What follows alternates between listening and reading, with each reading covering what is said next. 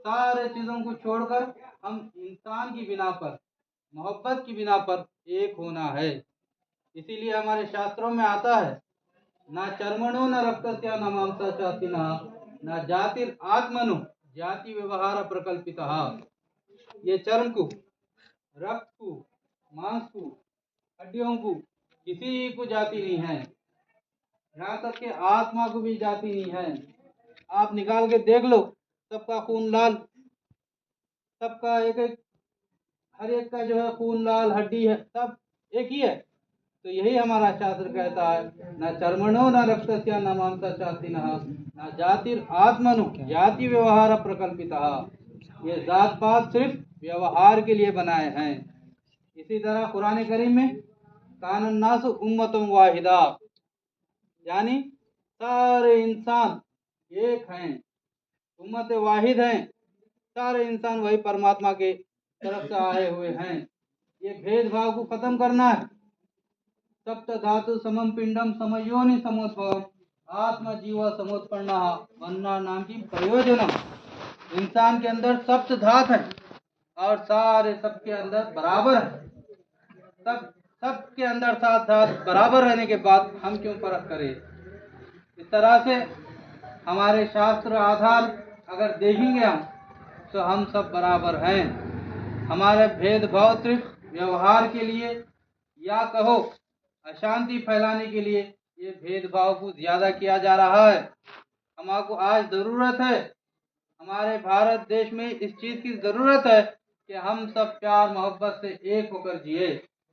और हम देखेंगे अगर धार्मिक ग्रंथों से भी, तो सिर्फ भाषा का भेद नजर आता। कुरान लो, बाइबल लो, वेद गीता लो, शास्त्र लो, सारे ग्रंथों में तत्व एक है। सारे धर्म ग्रंथों में तत्व एक है, भाषा का भेद है। भाषा का भेद रहने की वजह से आज हम अलग अलग हो चुके हैं। अगर कोई पानी को वाटर कहे या नीलू कहे या जल कहे, क्या वस्तु अलग हो जाती? नहीं होती। भाषा का भेद है, वस्तु एक है। इसी तरह हमारे हिंदुस्तान के धार्मिक ग्रंथ संस्कृत में है, कुरान अरबी में है और बाइबल हिब्रू जुबान या इंग्लिश में है। तो इसमें अगर हम जबान यानी लैंग्वेज का फर्क अगर निकालेंगे, भाषा का भेद निकालेंगे, तो सारे धर्म ग्रंथों का तत्व एक है। ये तत्व को देखकर हमें एक होने की जरूरत है। सारे मनुष्य एक होने की जरूरत है। ये भारत देश बहुत पुण्य वाला देश है। यहाँ पर राम जी, किशन जी, बुद्ध अवतार, ऐसे महा अवतार लोग आए हुए हैं। धर्म को स्थापन करने के लिए ये लोग आए। राम जी आए तो रावण का नाश करे, धर्म को स्थापन करे। किशन जी आए तो यहाँ पर है ना महाभारत कायम करे, धर्म का स्थापन करे। तो ऐसे पुण्य धर्म में, ऐसे पुण्य क्षेत्र पर, यहाँ पर भारत देश में रहकर हम अगर अधर्मी बनते हैं, तो ये हमारी बदकिस्मती है। हमें धार्मिक बनना है, धार्मिक तरह से जीना है, धार्मिक तरीके से जीना है, अधर्मी बनकर नहीं जीना है। अधर्मी को नरक है। इसीलिए भगवत गीता में आता है, किशन जी कहते हैं, या शास्त्र विधि विसर्जा वर्तते काम कारता न स सिद्धि मोआपनोति न सुखम न पराम गतिम। यानी जो मनुष्य शास्त्र आधार को छोड़कर अपनी बुद्धि के हिसाब से जिंदगी गुजारेगा, उसको ना मुक्ति है, ना मोक्ष है, ना सुख है। तो शास्त्र आधार है जो इंसान को मुक्ति दिला सकता है। शास्त्र ही है जो इंसान को सुख दिला सकता है। शास्त्र ही है जो इंसानों में मोहब्बत पैदा कर सकता है। हम शास्त्र को छोड़कर इंसानों के बातों में, मनुष्यों के बातों में आकर बहक गए, बुराइयों में चले गए, एक दूसरे के दुश्मन बने बैठे हुए हैं। ये चीज को छोड़ने की जरूरत है। अगर कोई कहता है कि मुसलमान गलत है, हिंदू गलत है, अगर कोई कहता है सिख गलत है, तो वो आपको लड़ाना चाहता है, एक दूसरे में लड़ाना चाहता है। इस चीज को समझने की जरूरत है। क्या हमारा शास्त्र कहता है कि मुसलमानों को मारो? क्या कुरान कहता है कि हिंदुओं को मारो? नहीं, हमारा धर्म ग्रंथ कोई नहीं कहता। जबकि कुरान करीम कहता है, कुरान कहता है कि एक मासूम इंसान को मारना गोया सारी दुनिया के इंसानों को मारने के बराबर है। ये कुरान का हुक्म है।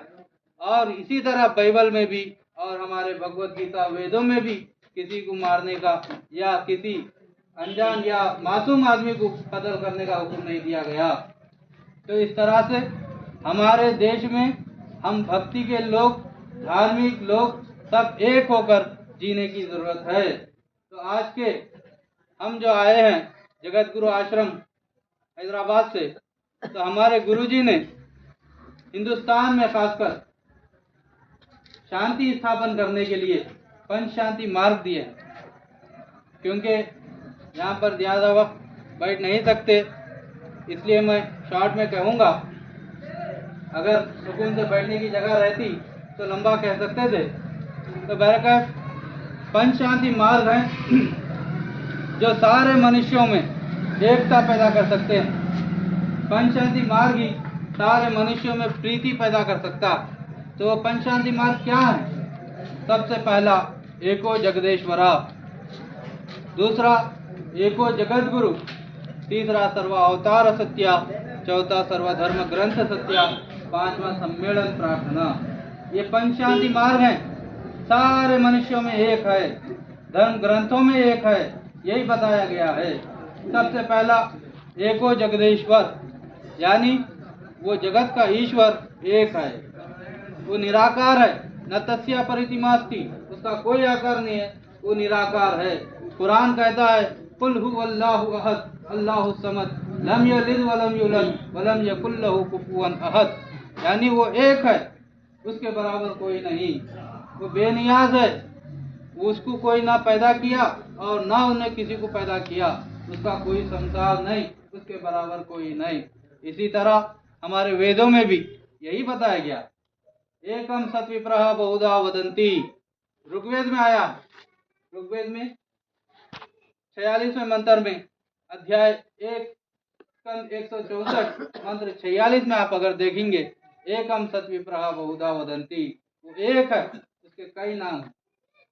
हमारे मुसलमानों में भी अगर देखेंगे तो अल्लाह के 99 नाम है, और यहाँ पर हमारे हिंदू शास्त्र में भी देखेंगे तो वो ईश्वर के 1000 नाम है। विष्णु सहस्त्र नामावली और शिव के भी सहस्त्र नाम है, 1000 नाम बताए गए हैं। तो इस तरह से वो परमात्मा कहो, अल्लाह कहो, गॉड कहो, भाषा का भेद है, वो सबका मालिक एक है।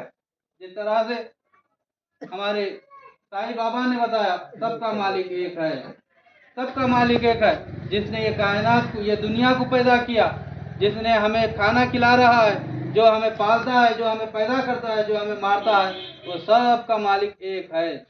उसी को हम अल्लाह कहते हैं, परमात्मा कहते हैं, गॉड कहते हैं। भाषा का भेद है मगर वो परमात्मा एक है। एक एवो न द्वितीयो यतस्ते, न ब्रह्मा न विष्णु न सूर्य न अग्नि चंद्र तारका। वो एक है, दो नहीं है, ना ब्रह्म है, ना विष्णु है, ना सूर्य है, ना चांद है, ना तारे हैं, वो कुछ नहीं है, वो सिर्फ एक है, वो निराकार है। न तस्या परितिमास्ति, उसका कोई आकार नहीं है। तीर्थ दाने तपो यज्ञ काष्ठ पाषाण के चदा शिवम पश्यति मूढ़ात्मा शिवो देहे प्रतिष्ठिता। वो कहाँ रहता है? तीर्थ में, तपस में, यज्ञ में। लोग, मूढ़ात्म लोग उस परमात्मा को ढूंढते हैं। ये शास्त्र कहता है वो हमारे अंदर है कि वो देह प्रतिष्ठिता, इंसान के अंदर ही वो परमात्मा रहता है। इसी तरह हजरत मोहम्मद पैगंबर सल्लल्लाहु अलैहि वसल्लम ने भी अपनी वाणी में कहा कुलुबुल मोमिनीन अल्लाह ताला, यानी मोमिनीन के कल्ब, यानी मोमिनीन के दिल में अल्लाह बैठा हुआ है। तो इस तरह से शास्त्र एक है, तत्व एक है, भाषा का भेद है। अगर ये भाषा का भेद हटा देंगे, सबके अंदर एक ही एक चीज है। तो और किशन जी कहते हैं यान्ति देवा वृता देवान पितृन यान्ति पितृवर्ता भूतान यान्ति भूतज यान्ति मध्याजिनोपिमाम, यानी जो देवों को पूजेगा वो देवों को पाएगा, जो भूतों को पूजेगा वो भूतों को पाएगा, जो मुझको पूजेगा वो मुझको पाएगा। यानी जो परमात्मा को पूजता है वो परमात्मा उसको मिल जाता है। तो इस तरह से हम सब का परमात्मा एक है। बाइबल भी यही कहता है, God is one, beside him there is no God. उसके सिवा कोई गॉड नहीं है, कोई नहीं है, वो एक है, वो एक है। आप बुद्धियों की किताब में, हर धर्म की ग्रंथ में देख लो आप, वो परमात्मा, वो अल्लाह, वो गॉड, वो एक है, वो एक निराकार है। उसी के हम संतान हैं, उसी ने हमें पैदा किया है। तो जब हमारा परमात्मा एक है तो हम क्यों अनेक हैं, हम क्यों अलग हैं? वो परमात्मा को पकड़कर, जो हमारा परमात्मा है उसको पकड़कर हम सब एक होने की जरूरत है। एक होने के लिए एक चीज की जरूरत रहती, एक बिंदु की जरूरत रहती। अब उसको पकड़कर हम सब एक हो सकते हैं। वो चीज क्या है जिससे इंसान, तमाम मनुष्य एक हो सकते हैं? वो परमात्मा है। वो परमात्मा को पूजो, वो परमात्मा को मानने वालों, सारे परमात्मा को मानने वाले हैं तो वो परमात्मा की वजह से सारे एक हो जाओ। हम सबका अल्लाह परमात्मा गॉड एक है। और दुनिया में या हमारे भारत देश में शांति को स्थापन करने के लिए सर्व अवतार सत्य, सारे अवतार सच्चे हैं कहना चाहिए। कुरान कहता है लिकुल्ल कौमिन हाद, यानी हमने हर कौम में हादी को भेजा है। यानी जहाँ जहाँ भी इंसान मनुष्य हैं वहाँ पर अल्लाह ने हादी यानी पैगंबर को भेजा है। यहाँ पर भाषा का भेद है, पैगंबर कहो या अवतार कहो, दोनों एक ही हैं। पैगंबर पैगाम लेकर आने वाला, अवतार वो ईश्वर की तरफ से अवतरित होने वाला यानी उतरने वाला। भाषा का भेद है, उनको भी पैगंबर हो या अवतार हो, उनको भी है ना परमात्मा की तरफ से ही वाणी आती थी, वो भी लोगों को सुनाते थे। तो इस तरह से लिकुल्ली कौमिन हाद, लिकुल्ली उम्मतिन रसूल। तो हमें मालूम हुआ कि हर कौम यानी हर जगह एक एक अवतार आए हैं। हजरत मोहम्मद पैगंबर सल्लल्लाहु अलैहि वसल्लम कहते हैं कि 1,24,000 अवतार इस दुनिया में आए हैं। क्या हमें मालूम है कौन कौन है? नहीं मालूम। कौन कौन है नहीं मालूम। बस इतना ना देख सकते हैं कि वो अवतार आए हैं। उनके ग्रंथ अगर देखेंगे तो वो ग्रंथ यही कहते हैं कि वो परमात्मा परमेश्वर एक है, वो निराकार है, उसकी पूजा करो। यही हर अवतार का संदेश था। तो यहाँ के भारत देश के जो अवतार हैं हमारे, बुद्ध अवतार कहो या किशन जी कहो या राम जी कहो, ये अवतारों की ग्रंथ में भी यही बात लिखी हुई है। तो इससे मालूम होता है कि हमारे राम जी सत्य हैं, किशन जी सत्य हैं, बुद्ध अवतार सत्य हैं, इसी तरह जीसस, मूसस, हर अवतार सच्चे हैं। जब हम सारे अवतार को सच्चे बोलेंगे तो एक क्रिश्चियन आता है या एक हिंदू आते हैं, एक दूसरे के तुम्हारे राम झूठे, तुम्हारे क्रिश्चियन जीसस झूठे या और एक झूठे, ऐसा बोलने से हमारे अंदर प्रेम नहीं जागता, प्रेम पैदा नहीं होता। बल्कि तुम्हारे जीसस भी सच्चे, तुम्हारे राम जी भी सच्चे, किशन जी भी सच्चे, तुम्हारे नहीं बल्कि हमारे राम जी सच्चे, हमारे किशन जी सच्चे, हमारे जीसस सच्चे। इस तरह से सारे अवतार सत्य बोलना जरूरी है और ये हक है। ये कुरान से साबित है कि हर अवतार अल्लाह परमात्मा की तरफ से आया हुआ है। तो सारे अवतार सच्चे हैं, इसको मानकर सब एक होने की जरूरत है। सर्वधर्म ग्रंथ सत्य, यानी सारे धर्म के ग्रंथ सच्चे हैं। चाहे वो बाइबल हो या कुरान हो या गीता हो, वेद हो, सारे धर्म ग्रंथ सच्चे हैं, इसको मानने की जरूरत है। इस तरह से अगर हम देखते हैं पंच शांति मार्ग में एक मार्ग है जगत गुरु, एको जगत गुरु। जिस तरह परमात्मा एक है उसी तरह जगत के लिए जगत का गुरु भी एक है। जगत का गुरु एक ही होना चाहिए, दूसरा कोई नहीं हो सकता। तो जगत गुरु कौन है? जगत गुरु वही हो सकता है जो सारे मनुष्यों के लिए आया हुआ हो, सारे ब्रह्मांड के लिए आया हुआ हो, मनुष्यों में भेदभाव करने वाला ना हो, सारे इंसानों में मोहब्बत पैदा करने वाला हो, वही जगत गुरु हो सकता है। तो वो जगत गुरु कौन है? हमारे शास्त्र आधारों से अगर देखेंगे, विष्णु यश सुत देवम दुष्ट दुराचार मर्दनम सुमति परमानंदम कल्कि वंदे जगत गुरु। कल की अवतार ही जगत गुरु हैं। तो कल की अवतार का दौर कौन सा? कल की अवतार का जमाना कलयुग है। हमारे पास 4 युग हैं, कृता, त्रेता, द्वापर, कलयुग। 4 युग है हमारे पास। आज ये युग कलयुग चल रहा है। तो इस युग के अवतार कौन है? कल की अवतार हैं। अब रहा सवाल कि कल की अवतार क्या आ गए या नहीं आए? लोग कहते हैं वो आने वाले हैं, मगर शास्त्र कहता है वो आ गए। श्रीमद् भागवत पुराण स्कंद 12 में अगर देखेंगे तो वो कल की अवतार आने का जो जमाना बताया गया है वो 3658 कलयुग में आने का बताया गया है। आज चल रहा है 5122 या 23, तो 1400 साल पहले आ चुके। वो कल की अवतार आ चुके हैं, वो सबके अवतार हैं। उनके बारे में हर ग्रंथ में भविष्यवाणी दी गई है। उसको देखने की जरूरत है। वो कौन है, वो जगत गुरु कौन है, तो उनको जानकर तमाम मनुष्य एक होने की जरूरत है। सारे इंसान एक होने की जरूरत है। हम सिर्फ ये बातें क्यों कह रहे हैं? ताकि हमारे भारत देश में प्रीति शांति स्थापन हो जाए, सारे मनुष्य एक हो जाए और ये जो अशांति फैली हुई है वो खत्म हो जाए। यही हमारा मंशा है, यही हमारा उपदेश है। तो वो कल के अवतार के माता पिता का नाम विष्णु यशस सुत देवम दुष्ट दुराचार मर्दनम सुमति परमानंदम कल की वंदे जगत गुरु। पिता का नाम विष्णु यशस और माता का नाम सुमति रहेगा। और शांबल शालमल द्वीप शंबर ग्राम मुख्य से ब्राह्मण से महात्मना भवाने विष्णु यशस्या कल की पुरा धुरा भविष्यति। यानी शालमल द्वीप में शंबल ग्राम में विष्णु यशस के घर में वो पैदा होंगे। कैसे खुले खुले भविष्यवाणियां हैं उनके। द्वादशम शुक्ला पक्ष माधवे मासी माधवम या तदृशतो पुत्रम पितृ मानसहु।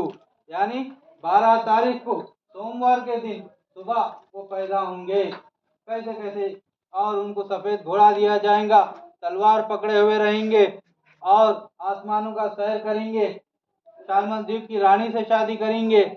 इस तरह से हजारों भविष्यवाणियां हमारे कल की अवतार जगत गुरु के बारे में दिया गया है। तो वो कौन है, उनको पहचानने की जरूरत है। उनको पहचान के हम सब एक होने की जरूरत है।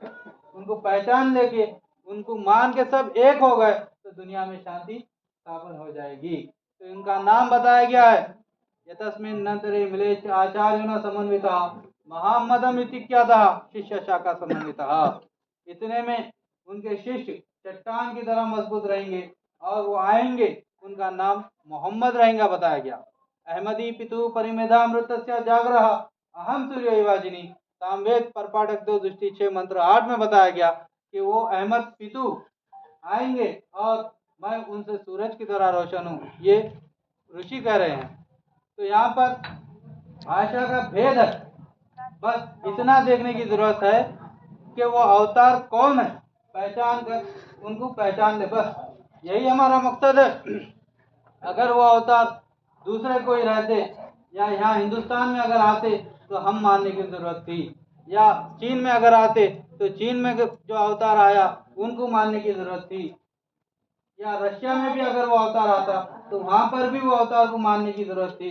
क्योंकि ये कलयुग है, कलयुग में मुक्ति वो अवतार के जरिए मिलती है। तो वो अवतार को मानकर हमें मुक्ति का मार्ग पकड़ना है। तो हम वो अवतार का नाम क्या बताया गया, अहमद और मोहम्मद सल्लल्लाहु अलैहि वसल्लम। तो देखिए जगत गुरु कल की अवतार मोहम्मद पैगंबर सल्लल्लाहु अलैहि वसल्लम वो शालमल द्वीप में पैदा हुए। अब रहा सवाल, ये तो अरबस्तान है, शालमल द्वीप कैसा? तो हमारे भारत देश के शास्त्रों में इस दुनिया को 7 द्वीप में बांटा गया था। उस जमाने में हमारा भारत देश जम्बू द्वीप था। शालमल द्वीप में वो कल के अवतार आने का जिक्र है।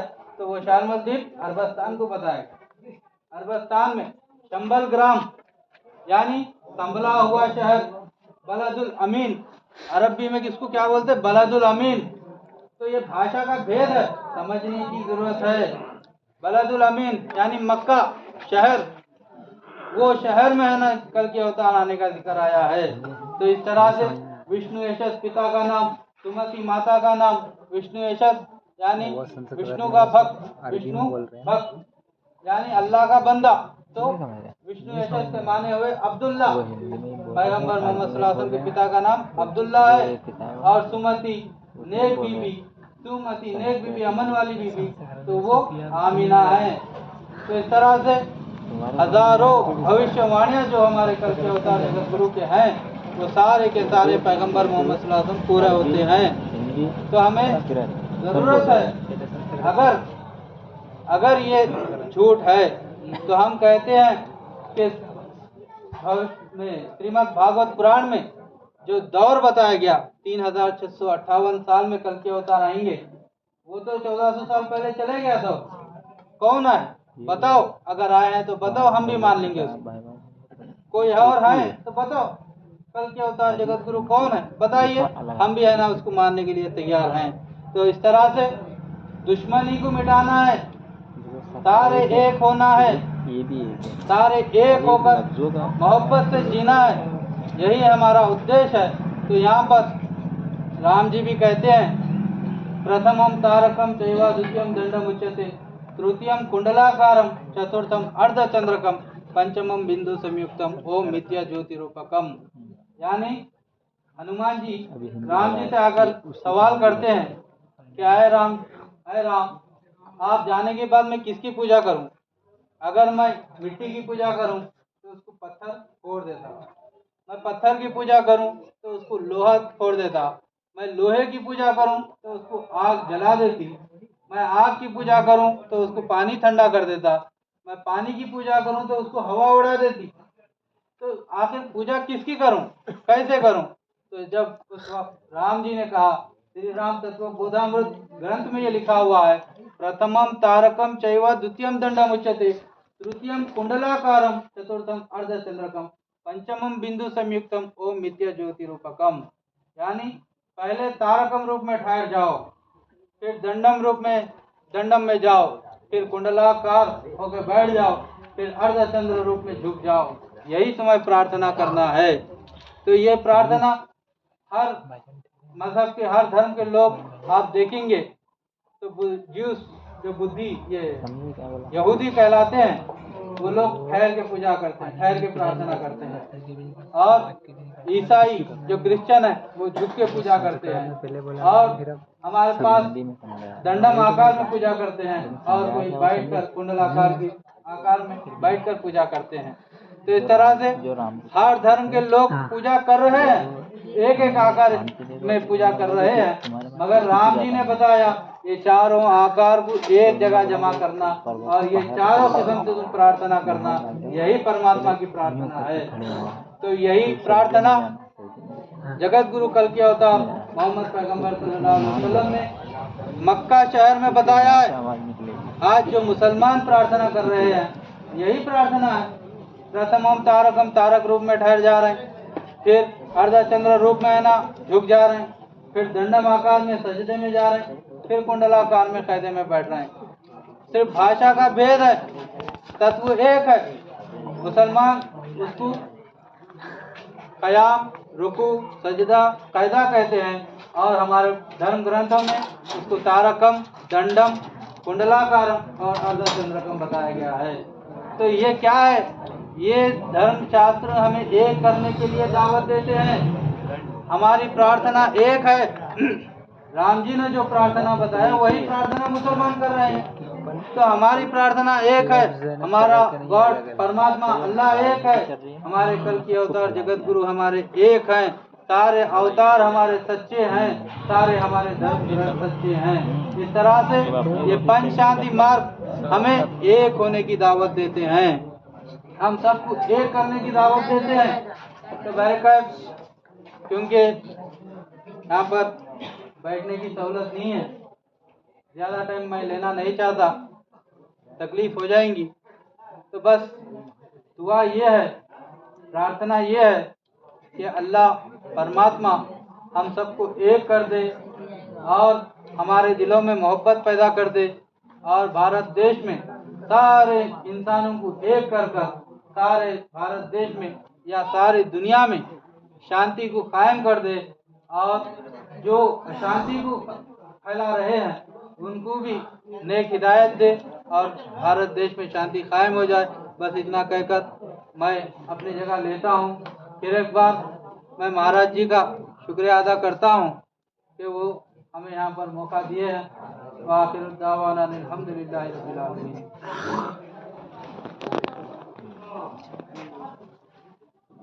महाराज जी को सुनाइए।